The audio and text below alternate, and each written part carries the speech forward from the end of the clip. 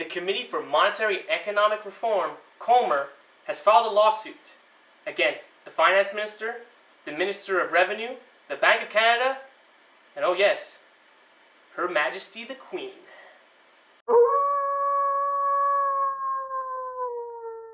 Just to get everyone up to speed, in 1974, Pierre Elliott Trudeau handed over the reins of the Bank of Canada to the International Monetary Fund, the IMF, owned by Nathan Mayer Rothschild and 30 to 40 of the world's wealthiest people. Hey, who wouldn't want to give them control of our bank? I mean, they're so good with money, right? The Bank of Canada has been accumulating debt like you wouldn't believe since that time. The IMF has been charging us interest on our loans that we are taking from the Bank of Canada as civilians and as a government, and in turn making our national debt skyrocket. At the moment, our national debt sits at $614 trillion. That's an individual share of $17,000, $381. Now let me tell you something. I don't have that kind of money. And I sure as hell know that my 2-year-old son doesn't have that kind of money. So what the hell is our government up to?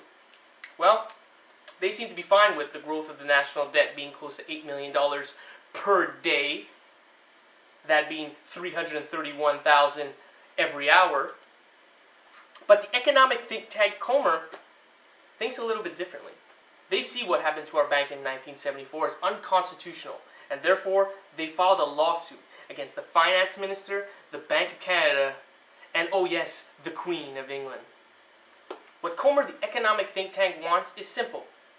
They want to reenact proper usage of our constitutional Bank of Canada, so that when us as Canadians go get loans, and our government and municipalities go get loans, they don't get charged interest that goes into the pockets of Mayer Rothschild. Because seriously, fuck you. So this lawsuit has been bouncing around in court, being appealed after appealed after appealed. And what that means is they're basically pushing it back. They're telling the guy, go write it up again. Oh, you know what, I don't like that? Go fix it up. And they've been doing it to the point where, since it was filed in 2011, they have had several big wins. And last week, they've had one of their biggest wins of all. And it looked like it might hit the national spotlight. But there was one little problem. It didn't. For Canadians, do you care to speculate why the conventional media has not covered this case?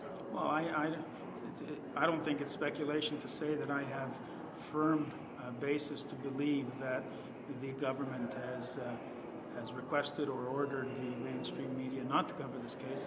I've had indications of that, but I can't reveal those sources. Now, the cover-up in the media is not a big conspiracy.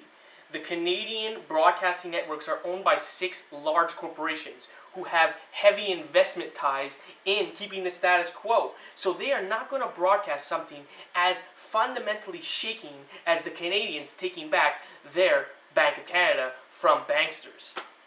Do you believe that this case has a direct bearing on democracy in Canada? And do you believe that we are living in a democracy in Canada? Well, no, I don't believe we're living in a democracy. I've publicly stated as far back as 1999 that we've entered a quiet dictatorship. This case does speak to democracy, both in terms of the struggle to bring the case forward, but more importantly, the fact that the mainstream media has been told and is acquiescing to not covering this case, which is beyond me, because of all the cases I've done, this is probably the most important case, in my view, that I've done as a constitutional lawyer. Meanwhile, my other cases get wall-to-wall coverage across the country on a regular basis. There's an obvious reason why they don't want to talk about this in the media. What's the discourse going to be like? Oh, by the way, Canadians are trying to take back their bank from Mayer Rothschild and his group of cronies. Do you agree? Text yes or no to CTV. There's going to be an onslaught of yeses. Now, it's pretty obvious why this is not being portrayed in the media. Because it's a one-sided story. No Canadian is going to side with the banksters. No Canadian is going to be like, you know what, I believe that large corporations have our interests at heart, and we should, in fact, follow their every move. No, if you put this on the mainstream airwaves, you will have everyone clamoring at that courthouse for a big win for Canada. And the mainstream media is not going to let that happen. They're going to continue to push the status quo. So what we have to do is do what we do best. Let's use the internet to share this story with our friends and family. Let's get them to realize that, hey, we have a Canadian bank that is run by the IMF, Mayor Rothschild and his cronies. And all we really need to do is talk about this.